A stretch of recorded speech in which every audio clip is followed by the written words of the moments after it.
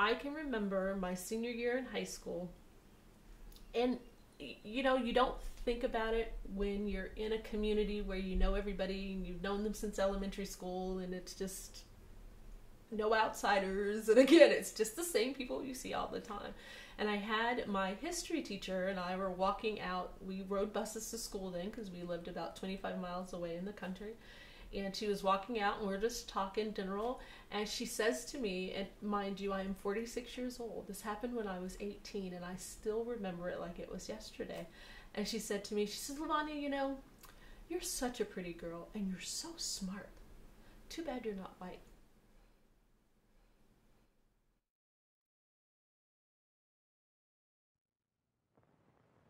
Barbie, you're beautiful.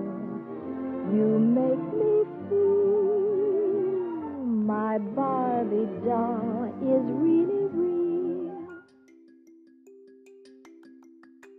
There was a study that the psychologist had done about black dolls and white dolls, and they'd done it with, I don't know if it was 100 kids, you know, where some were African American, some were Hispanic, and some were white, and they let the girls choose the good doll and the bad doll.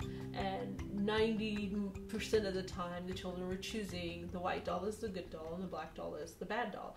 And the question was always asked, well, why? They both are laying here on the table. There's nothing any different from one or the other. You know, what makes you think that the darker skinned doll was bad and the lighter skinned doll was good? And I've always been fascinated with that because I think it was just recently done about 3 years ago. They redid it or something, and the results were very similar.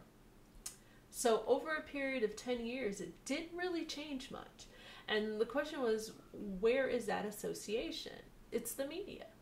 The media tends to portray, when you turn on a television set and they're talking about, you know, the world's best looking man, the world's best looking woman, or Sports Illustrated, or, you know, the things that they portray as beauty very rarely are minorities.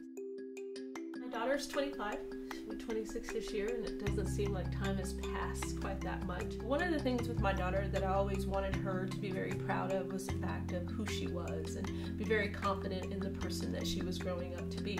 One Christmas, my father, who lived in California still at the time when we were here in Texas, found a beautiful porcelain doll that he had handmade for her that was the same shade as her, and it was just, you know, just a wonderful experience for her to open a box and to see something that made her feel proud of being a little African American girl.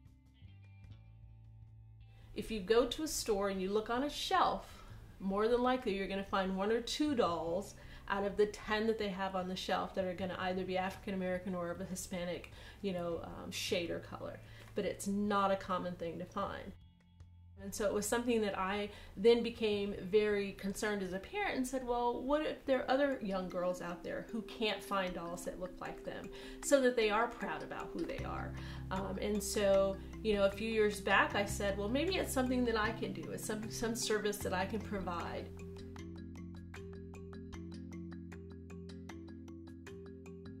It was primarily an online business, so I had a website that was set up with pictures of the dolls, and they were categorized from African American to Hispanics, and they were categorized by the types of dolls, so the age groups of children that would be playing with those types of dolls.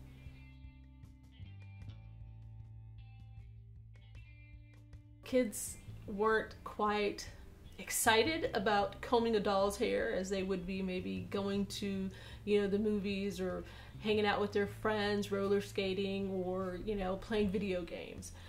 So essentially the business kind of dwindled for that specific reason, is that there wasn't a huge demand for that anymore. But it's still definitely something that I'm super passionate about. We've got to work on how we promote the positive body images and self-images that girls should have, rather than them getting that information from watching TV. Butterfly, soy Dora, and I'm Boots.